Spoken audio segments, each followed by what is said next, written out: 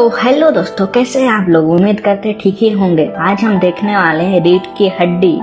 रीढ़ की हड्डी बैकबोन ऑपरेशन होने वाला है क्या भाई? वीडियो में कॉमेडियन होना जरूरी है क्या? अरे रीढ़ का हड्डी एक चैप्टर है क्लास 9 का। ओह अच्छा भाई, तो चलो चैप्टर पढ़ते हैं। मामूली तरह से सजाया हुआ ये कमरा है। दरवाजा से आते हुए जिन महाशय नजर आ रहे हैं वे आधे उम्र के मालूम होते हैं। एक बैठने की चीज को वे और उनका नौकर धीरे धीरे कमरा में ला रहा है। अबे धीरे धीरे चल, बस बस बस यहीं रुक। बिछा दो साहब। तो और क्या करेगा, जब दिमाग बढ़ रहा था तो वहाँ देरी से पहुँचा था ना। ही। ये है राम स्वरूप। इनकी बेटी को शादी के लिए लड़के वाले देखने आ रहे हैं। बहुत मजा आएगा, आगे देखो। आओ प्रेमा, कमरा अच्छा से सजा है ना। यह सब छोड़िए, वह तुम्हारी लाडली बेटी उमा मुंह फुलाए बैठी है। मुंह फुलाए बैठी है? जैसे तैसे करके तो ये लोग पकड़ में आए हैं। कहीं ये लोग भी चल जाएं तो मुझे दोष मत देना। तो मैं क्या करूं, तुम्ही ने तो उसे पढ़ा लिखा कर इतना सिर पर चढ़ा रखा है। मेरी समझ में ये पढ़ाई लिखाई आती ही नहीं है। अपना जमाना अच्छा था, आई पढ़ ली, गिनती सीख ली, बहुत हो गया। ऐसी क्या बात है तुम्हारी बेटी में, बीए पढ़ा दिए हैं। चपर चपर बक बक बक बक। तुम्ही ने तो कहा था जरा ठीक ठाक करके लाना उमा को। आजकल तो लड़की कितनी भी सुंदर क्यों ना हो, बिना टिंग टिंग चमक के कोई पूछता ही नहीं। इसलिए मैंने उसको पाउडर उडर दिया, पर वह कुछ लगाते ही नहीं है। ना जाने कैसा दिमाग है उमा का, वरना आजकल की लड़कियां के सहारे तो पाउडर का कारोबार चलता है। कमरा को सजाया गया, बाजा सितार वगैरह को भी लाया गया। इसके बाद देखने आ रहे हो कौन है और कैसे है जी? लड़का का बाप का नाम गोपाल प्रसाद है और लड़का का नाम शंकर है। बाप पढ़ा लिखा वकील है, सभा सोसाइटी में भी जाते हैं, मगर लड़की चाहते हैं ऐसी कि ज्यादा पढ़ी लिखी ना हो। गुस्सा तो मुझे बहुत आता है, पर मैं करूँ क्या, शादी भी तो करनी है ना। और लड़का कैसा है? बीएससी करने के बाद लखनऊ में पढ़ता है, मेडिकल कॉलेज में। आखिरी 1 साल ही बचा है पढ़ाई का। तभी राम स्वरूप जी का नौकर आता है और कहता है लड़के वाले आ गए हैं। बाबूजी बाबूजी, लड़के वाले आ रहे हैं। अच्छा तुम जाओ प्रेमा, जाओ जाओ, चाय बनाओ।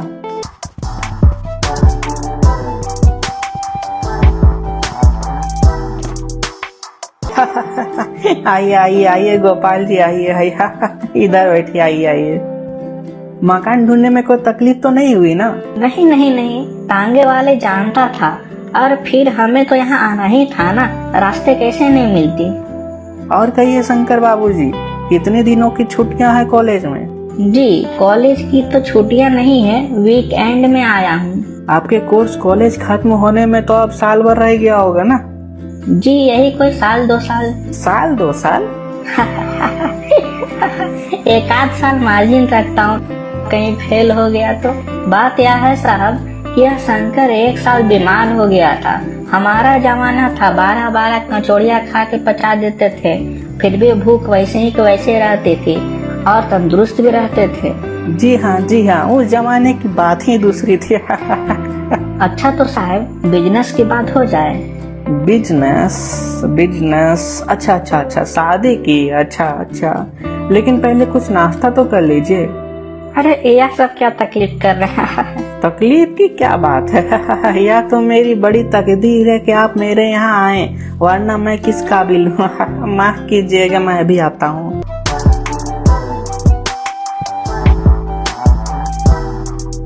आदमी तो भला है, मकान से हैसियत भी अच्छा है। अब पता चल जाए लड़की कैसा है।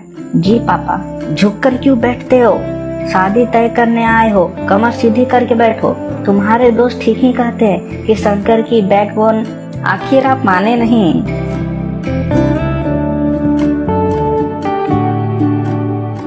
सुना है सरकार आप ज्यादा चीनी लेने वालों पर टैक्स लगाएगी। सरकार को खूबसूरती पर टैक्स लगानी चाहिए, मजाक नहीं साहब। बस औरतों पर छोड़ देना चाहिए कि वह कितनी सुंदर है, उस हिसाब से टैक्स दे। इसके बाद सरकार की आमदनी बहुत ज्यादा बढ़ जाएगी। आपका क्या राय है शंकर बाबू? किस मामले में? यही कि शादी तय करने में खूबसूरती कितना मायने रखना चाहिए। यह बात दूसरी है राम स्वरूप। मैंने आपसे पहले ही कहा था कि लड़की की खूबसूरत होना बहुत ज्यादा जरूरत है। आपकी लड़की ठीक तो है ना? जी हाँ हाँ हाँ, वह तो अभी आप ही देख लीजिएगा। हमें ज्यादा पढ़ी लिखी लड़की नहीं चाहिए, मेम साहब तो रखने नहीं, कौन भुगतेगा उनके नखरे को। बस ज्यादा से ज्यादा मैट्रिक यानी 10 पास होनी चाहिए। क्यों शंकर? जी हाँ, को नौकरी थोड़ी न करवाना है। नौकरी का तो कुछ सवाल ही नहीं उठते, ज्यादा पढ़ी लिखी नहीं है। रामस्वरूप जी गोविंद जी को नहीं बताते हैं कि उमा बीए पास यानी ग्रेजुएशन पास कर चुकी है। अभी और मजा आएगा, देखो देखो। और क्या साहब, कुछ लोग मुझसे कहते हैं कि जब आपने अपने लड़के को बीए एमए तक पढ़ाया है तब उनकी पत्नी भी ग्रेजुएट लाइए। लड़कों की पढ़ाई और लड़कियों की पढ़ाई एक बात है। अरे मर्दों का काम है पढ़ना और काबिल होना। अगर औरतें भी वही करने लगे, इंग्लिश न्यूज़पेपर पढ़ने लगे, पॉलिटिक्स ज्वाइन कर ले, तो हो गई घर संभालना।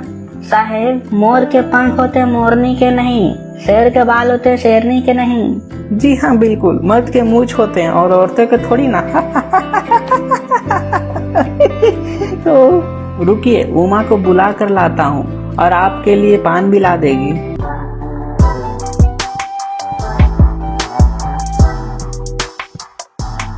यह लीजिए पान। जैसे उमा बाप बेटे को पान देती है तो दोनों उसके चश्मे को देखकर चौंक जाते हैं। चश्मा पढ़ाई लिखाई की वजह से तो नहीं लगी ना?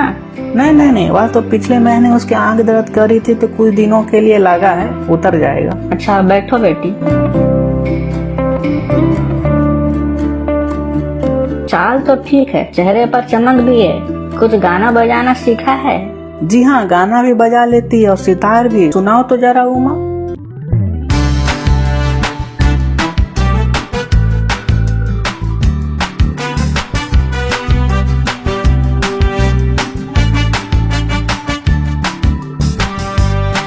क्यों, क्या हुआ? गाना तो पूरा करो। नहीं नहीं नहीं साहब, बहुत अच्छा बजाती है। तो तुमने पेंटिंग वेंटिंग भी सीखी हो? हाँ, वो तो बताना भूल गया मैं। वो जो फोटो टंगी हुई है ना, हाँ वो कुत्ते वाली इसने ही बनाई है। और सिलाई वगैरह? सिलाई में तो यह सबसे अच्छी है, सारे कपड़े यही सिलती है। ठीक है। तुमने कुछ इनाम उनाम भी जीते हैं कि नहीं? जवाब दो उमा, थोड़ा शर्माती है ना। क्या जवाब दो बाबूजी? जब कुर्सी टेबल ही बिकती है तो दुकानदार कुर्सी टेबल से कुछ नहीं पूछता, सिर्फ खरीदने वालों को दिखा देता है। पसंद आए तो ठीक है, वरना निकल, पहली फुर्सत में निकल। उमा उमा, ए चुप रहो। बोलने दीजिए बाबूजी। ये जो महाशय मेरे खरीदार बनकर आए हैं, इनसे जरा पूछिए कि लड़कियों के दिल नहीं होती, इनकी फीलिंग इनकी और मेरी फीलिंग नहीं होती। बाबू रामस्वरूप, आपने मुझे इज्जत उतारने के लिए मुझे यहाँ बुलाया है क्या? जी हाँ, हमारी इतनी देर से बेइज्जती हो रही है सुनी। और जरा अपने साहबजादे से पूछिए, पिछली फरवरी में लड़कियों के हॉस्टल में इर्द गिर्द क्यों घूम रहे थे और किस तरह नौकरानी के पैर पकड़कर अपना मुंह छिपा कर वहाँ से भागे थे। लड़कियों के कॉलेज में? मतलब तुम पढ़ी लिखी हो उमा? जी हाँ, कॉलेज में पढ़ी हूँ, मैं बीए पास हूँ, कोई पाप नहीं किया मैंने। बहुत हो गया रामस्वरूप, हम लोग का बहुत बेइज्जती हो गया, हम लोग जा रहे हैं। जी हाँ जाइए जरूर, लेकिन घर जाकर जरा यह पता लगाइएगा कि आपके लाडले बेटे की रीढ़ की हड्डी है भी या नहीं है, यानी बैकबोन। बैकबोन रीढ़ की हड्डी का मतलब यह है कि यह लड़का शंकर उमा के काबिल है भी कि नहीं है। अब उमा रोने लग जाती है। अरे ओ माँ मत रो। तो हेलो दोस्तों, ये वीडियो तो खत्म हो गया। कैसा लगा वीडियो नीचे कमेंट करके बताइए और साथ में चैनल सब्सक्राइब कर लीजिए और ऐसे अगल बगल जो वीडियोस को देख लीजिए। मिलते हैं अगले वीडियो में। जय हिंद।